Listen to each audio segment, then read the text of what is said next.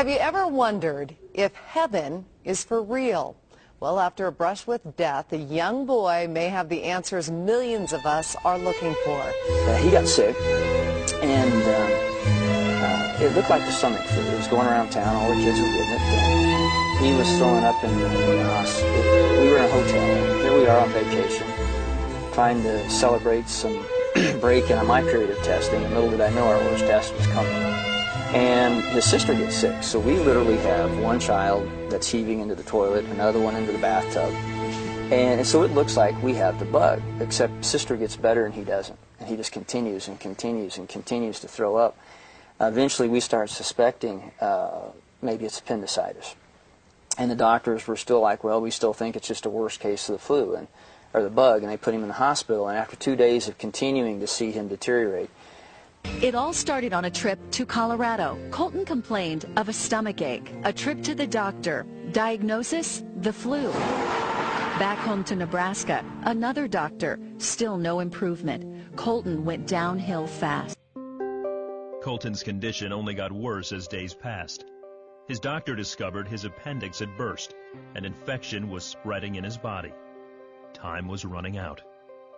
And we knew we were in bad shape when they said, well, you need to come out to the hallway. They separated us from everyone else, and then someone came to us and started talking to us that we got to have surgery on your kid. It was tough. Seeing your boy be lifeless when he was very vibrant.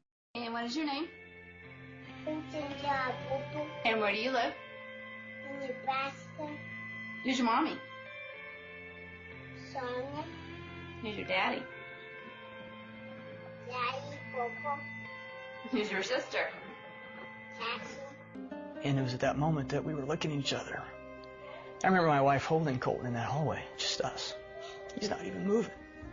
We went to the surgery prep area, and I remember them hauling him away and him just yelling at me, Daddy, don't let him take me. Daddy, don't let him take me. And I went back to the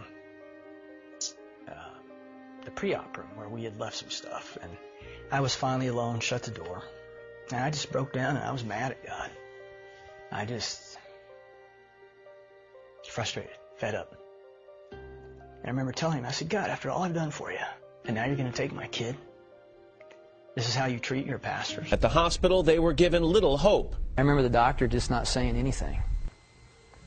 You know, that was a nightmare. After 17 days in the hospital, Colton emerged, but he was different. He began speaking about things he couldn't possibly know about.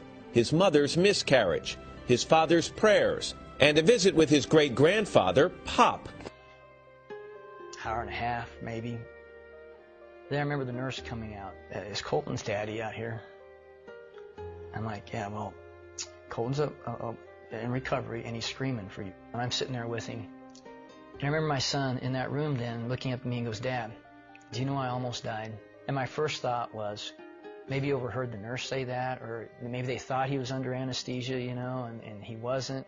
But it wasn't till 4 months after we got out of the hospital that we finally listened to our son. And that's where I got to see heaven. No, Jesus and some angels came and flew me up to heaven. He was wearing white robes with a purple sash, and he just came down nicely and whispered.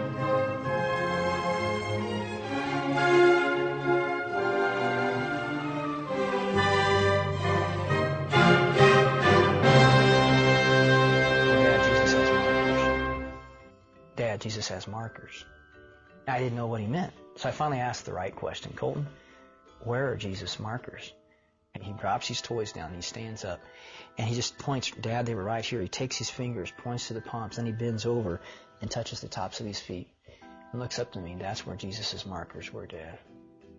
When I was in the throne room of God to start with, so I got to see what that looked like.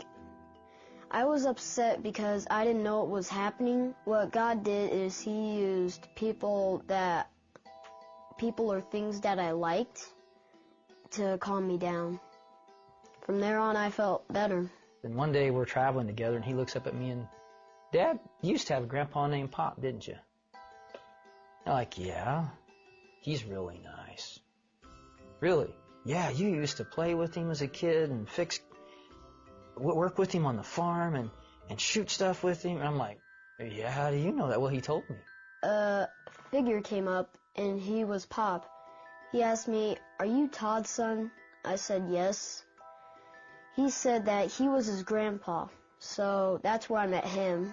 Yeah, Pop, I was very close to him. And he was my most significant male role model when I was a kid growing up. But he was killed in a car wreck before I turned 7.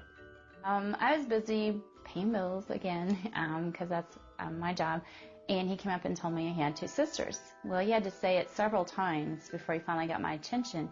And finally, I put myself down and looked at him and says, "What do you mean you have 2 sisters?" "No, I have 2 sisters. You had a baby die in your tummy." And I just looked at him like, "Well, how do you know you have 2 sisters?" "Well, she told me."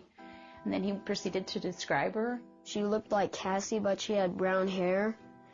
And first time when she saw me, she just came up and hugged me. We knew this was true because he said, "She kept hugging me. She wouldn't stop hugging me, Mom," and I didn't like that. Well, I'm not really the hugging type. I had miscarried the weekend of Father's Day weekend, which made it even rougher. And we thought we'd dealt with it. We gotten over, we accepted that the baby had died. But when he said he had 2 sisters, I think I was in shock first and then trying to realize, what is he telling me? And so I knew that he had seen her, and after he described her, and he said, she's just waiting for you guys to come to heaven. You know, as we talked about heaven, and he was telling me all these wonderful details, I just felt like I had to ask him, did he want to come back? I knew that I was leaving heaven because Jesus came to me and said, "Colton, you need to go back." Even though I didn't want to go back, he said that he was answering my dad's prayer. I remember that prayer. That irreverent, that disrespectful, screaming at God prayer. I was like, he's answering that prayer?